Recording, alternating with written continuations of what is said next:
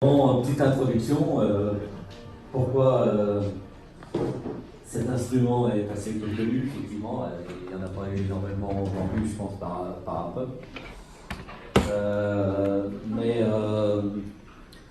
Donc en 1977, ça remonte, c'était juste un peu après la disparition des dinosaures, j'ai quitté les laboratoires de l'université de Lyon 1 pour participer à la création d'une entreprise d'audiovisuel.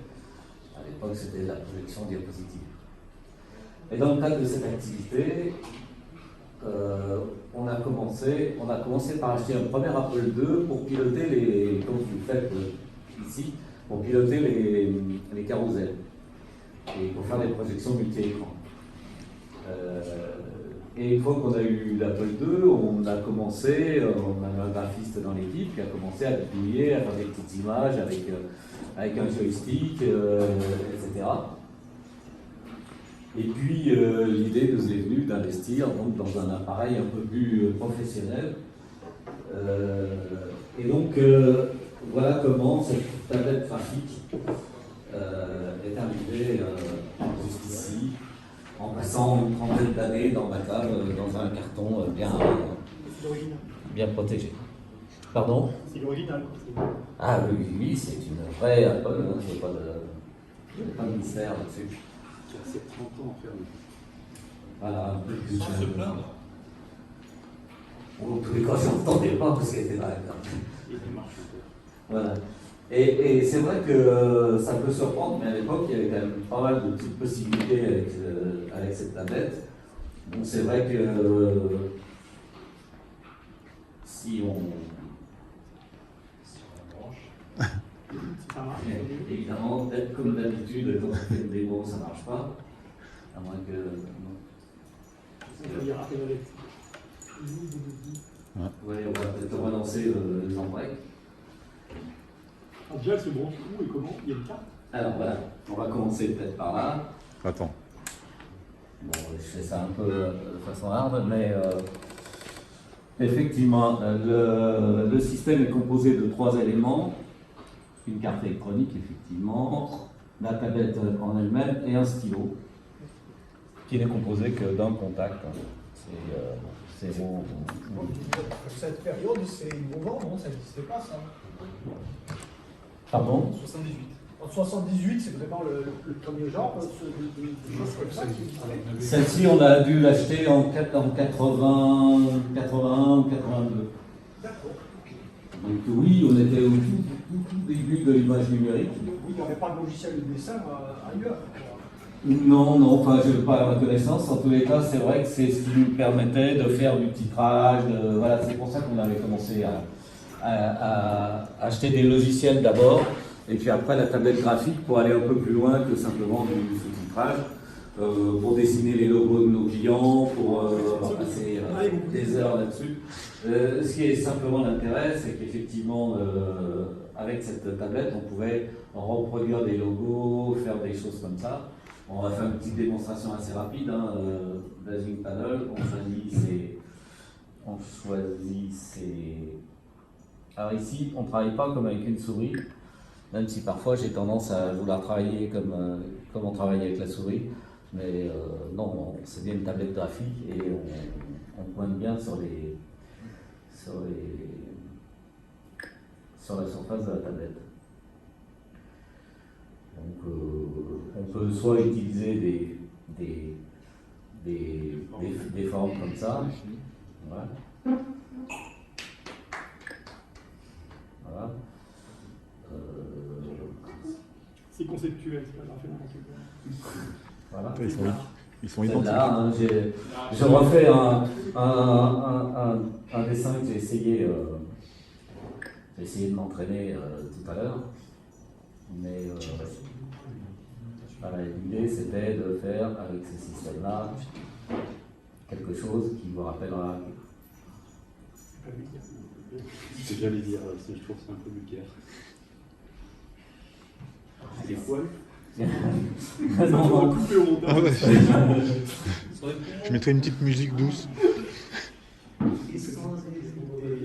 C'est pas très naturel.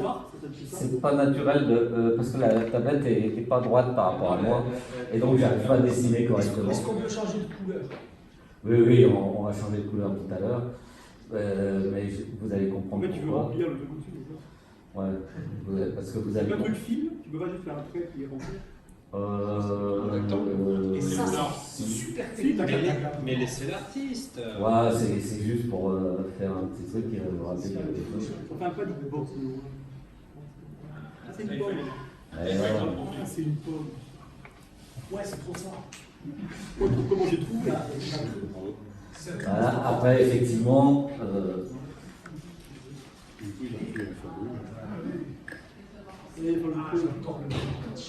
Il va bien qu'il a faute. Ouais, ou tu aurais pu prendre un ovale, voilà, tu manges. Ouais, il a fait une pomme, j'ai compris. Et la petite queue? ah ben voilà, effectivement, on va essayer de faire quelque chose qui ressemble effectivement à. Ah oui, mais je suis en noir. Là. On revient. Et je vous montrerai 2-3 petites choses qu'on peut faire avec et qui sont assez sympathiques. Et à l'époque, quel soft vous utilisez? Celui-là? On utilisait plusieurs softs, mais celui-là était un des softs qu'on pouvait utiliser. Bon, ma machine, elle n'est pas terrible. Hein, bon, je ne suis pas graphiste moi-même, et donc vous pardonnerez, ouais, ça se voit. Vous pardonnerez la mauvaise qualité du dessin. Là, on a quand même trouvé que c'était une pomme. Ouais, c'est ce qui est déjà pas mal, j'ai réussi à vous faire croire que c'était une pomme. Donc, effectivement, je vais essayer d'améliorer. Et effectivement, on va essayer de faire Mona Lisa. Mais bon, c'est un outil qui était quand même finalement assez pratique. Et il y avait 2-3 petites choses qui étaient assez sympathiques. Donc, d'abord, on pouvait faire du texte. Ici,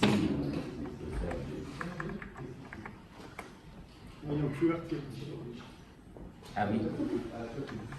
Ah oui, mais alors ça par contre, ça ne marche pas. Donc, par contre, on pouvait faire du undo avec le escape. Hein.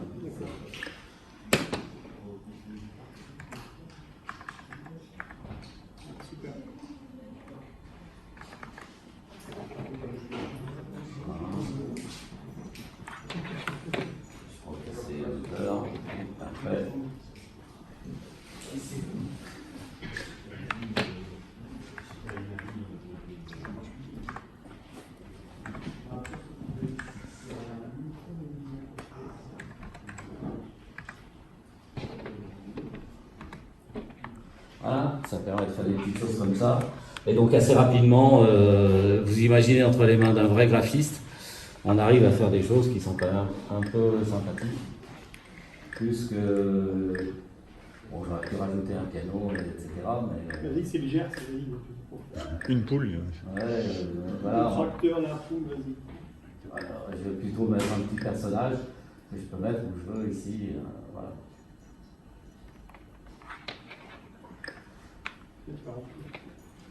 Et là, je reviens au menu et puis je vais faire du remplissage, comme tu l'as dit si bien. On va se trouver une couleur qui soit. Voilà, et puis on retrouve des choses qui sont bien connues aujourd'hui, mais finalement, on arriverait à faire en 2-3 coups de tablette graphique assez rapidement un petit logo, un petit truc qui permettait d'animer un petit peu nos diaporamas. On peut faire un graphique, parce qu'on avait aussi pas mal une clientèle d'organismes de formation, par exemple, pour lequel on faisait une petite valise avec il y avait le carrousel à l'intérieur et un magnétophone à cassette qui pilotait le carrousel. C'était bien de leur mettre dans leur diaporama quelques schémas, et donc c'est un outil qui était vendu assez cher à l'époque. Je crois qu'il valait le prix de l'Apple II avec ses 2 lecteurs de disquettes Ouais, à peu près. 12 000, 30. On était un peu plus que ça peut être 14 000. Et l'Apple 2 devait être à 12 000. Enfin, le GS c'était à peu près, ouais, c'était dans ces eaux-là. Donc c'était un investissement, mais pour une boîte audiovisuelle, ça valait le coup. On avait pris le parti d'essayer effectivement de promouvoir l'image numérique assez tôt. C'était pas toujours bien accepté de certains clients, c'est assez étonnant.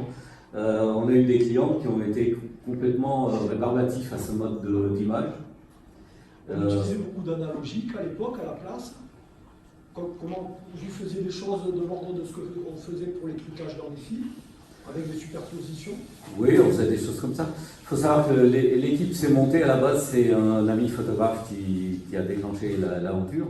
D'accord. Parce que lui, il avait des marchés, notamment avec des institutionnels, des publicitaires, etc.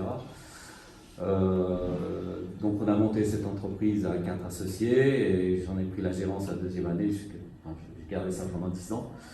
Mais l'idée était effectivement de sortir un peu du diaporama classique où on faisait que de la photographie. C'était une façon de se dénoter et effectivement on pouvait faire aussi de la superposition. Donc là, avec des méthodes de photo traditionnelles. C'est-à-dire qu'en fait, on prenait un écran, on avait fabriqué un petit montage avec un écran et puis une caisse autour, une caisse noire autour pour pouvoir photographier les écrans. Et ensuite, oui, d'accord. C'est parce qu'il faut, il y a rien que photographier les écrans, c'est une problématique aussi. Mais on avait résolu assez bien. Hein. D'ailleurs, à une époque, il y a une société de jeux vidéo lyonnaise créée par, entre autres, M. Bonnel, qui nous avait demandé de faire des photos de ce qu'il savait que nous, on savait faire. Donc, on avait fait des photos d'écran de leurs jeux vidéo. Mais jusque dans la fin des années 90, ils continuent à photographier des écrans dans les magazines de jeux vidéo. Ah oui, non, mais c'est vrai. Et donc, c'est pour ça qu'on s'était fait, en gros, on avait enfermé un écran couleur dans un caisson avec un support pour l'appareil photo. Et on faisait ça comme ça. Donc, c'était un peu artisanal. Mais il n'y avait pas tellement d'autres solutions qui existaient dans le marché, ou alors des choses qui venaient du monde de la vidéo, mais qui coûtaient très cher et qui, de point de vue qualité, étaient à peu près du même niveau. Voilà. Autrement, est-ce qu'il y a des questions là-dessus Alors, je suis d'accord, elle a été présentée en 79 à des salons aux États-Unis. Elle a été annoncée par Apple dans le contact numéro 6 d'octobre 79 pour une mise en vente en novembre 79. Exact, elle est sur la price list de novembre 79 à un prix de 800 $, alors que le système 48K était à 1200 $. L'Apple II 48K était à 1200 et la tablette à 800. Et en France, elle était plus chère que le... Et forcément, en France, elle devait être plus chère parce que peu distribuée. Voilà. Donc, comparativement, elle devait être le prix de la unité centrale d'un Apple II. Quoi. Exact, c'est ce que je disais tout à l'heure. Parce que Jean-Louis Gasset, oui. Jean-Louis Gasset toujours à cette époque-là, oui. Il y a eu beaucoup d'éditeurs de logiciels de jeu comme Line System devenu Sierra qui se servaient de ça pour faire les dessins de leurs jeux d'aventure. Il y a eu beaucoup de logiciels chez Penguin, chez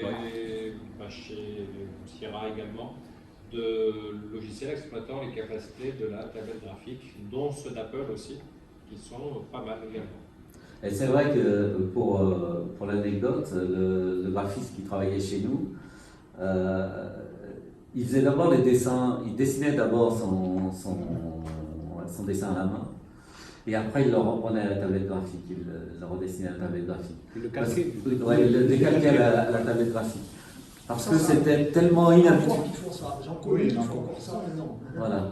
Mais à l'époque, c'était de toute façon, je crois que la sensation, ils n'avaient pas la sensation du crayon, etc. Et donc, il avait du mal à dessiner directement à la tablette graphique.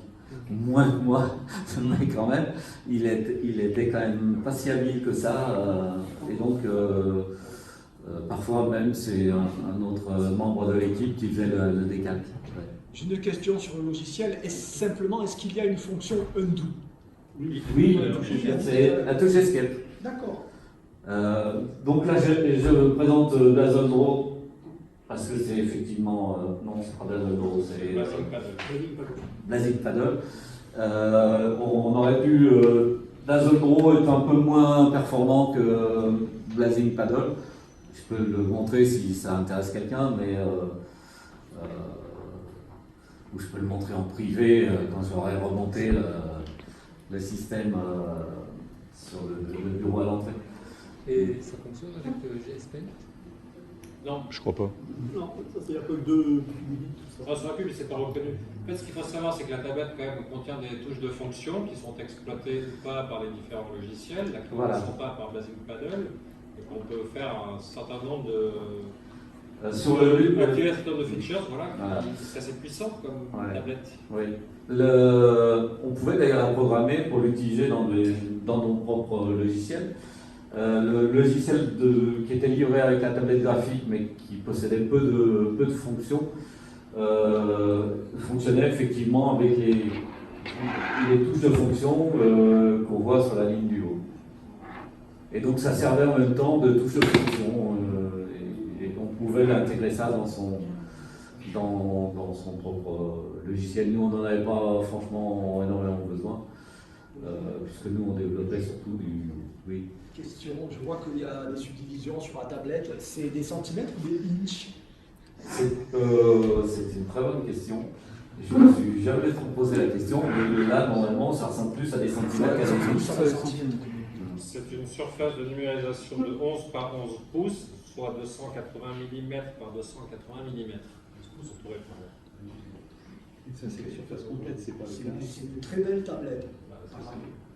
Par contre, quand on utilise le logiciel, on utilise qu'une simple partie de la tablette, c'est pas toute la tablette. Alors, l'écran. le logiciel d'origine, je pourrais le montrer. C'est l'origine, je sais qu'on fait les 4 points pour lui indiquer la taille. Lui, on peut utiliser toute la surface de la...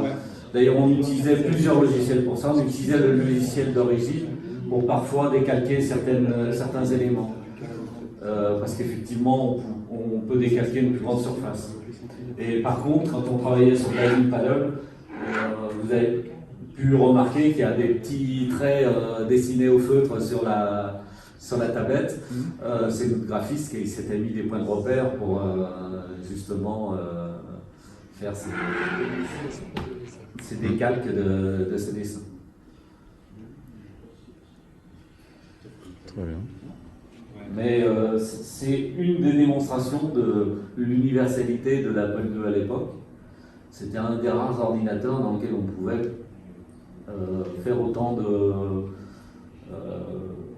choses sur un seul outil. Sur le logiciel ou un autre, il y avait un système d'animation sur 2 images ou quelque chose qui pouvait commuter de 2 images, histoire de faire une sorte de gif.